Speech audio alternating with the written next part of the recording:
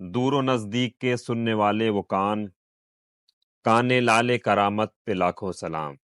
یہ شعر اعلیٰ حضرت کا مشہور سلام مصطفیٰ جان رحمت پہ لاکھوں سلام کا ایک شعر ہے۔ اس شعر کو سمجھنے میں کافی کنفیوژن رہتا ہے لوگوں کو، یعنی آسانی سے یہ سمجھ میں نہیں آ پاتا کہ اس کے معنی کیا ہیں۔ اس شعر کی جو پہلی لائن ہے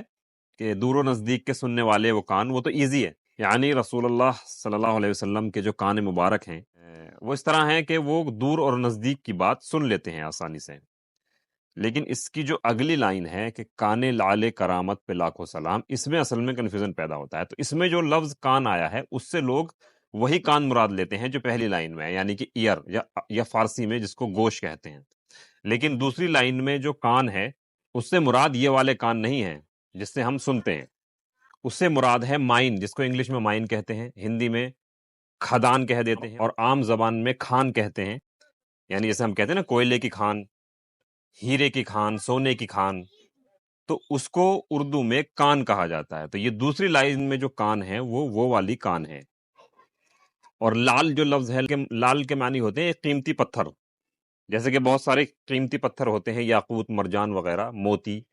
ہیرا موتی، تو یہ اسی طرح سے جواہرات میں سے ایک پتھر ہوتا ہے، اس کو لال کہا جاتا ہے۔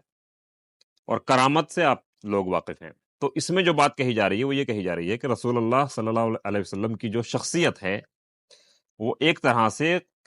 کرامتوں کے جواہرات کی کھان ہے، کھدان ہے یا مائن ہے، یعنی آپ کے اندر کراماتیں جو ہیں یا کراماتوں کے جو موتی ہیں وہ بھرے پڑے ہیں، جیسے کھان کے اندر ہوتے ہیں لا تعداد۔ تو ایسی شخصیت پر لاکھوں سلام، یہ وہ بات اس میں کہی گئی ہے، کیونکہ پہلی لائن میں ایک کرامت بتائی گئی ہے کہ دور و نزدیک کی بات کو سن لیتے ہیں، دوسری لائن میں یہ کہا گیا ہے کہ آپ کی شخصیت ایسی ہے کہ کرامتوں کی کھان ہے، کرامت کے موتیوں کی کھان ہے، ایک طرح سے اس میں لا تعداد کرامتیں ہیں، تو اس شخصیت پر لاکھوں سلام۔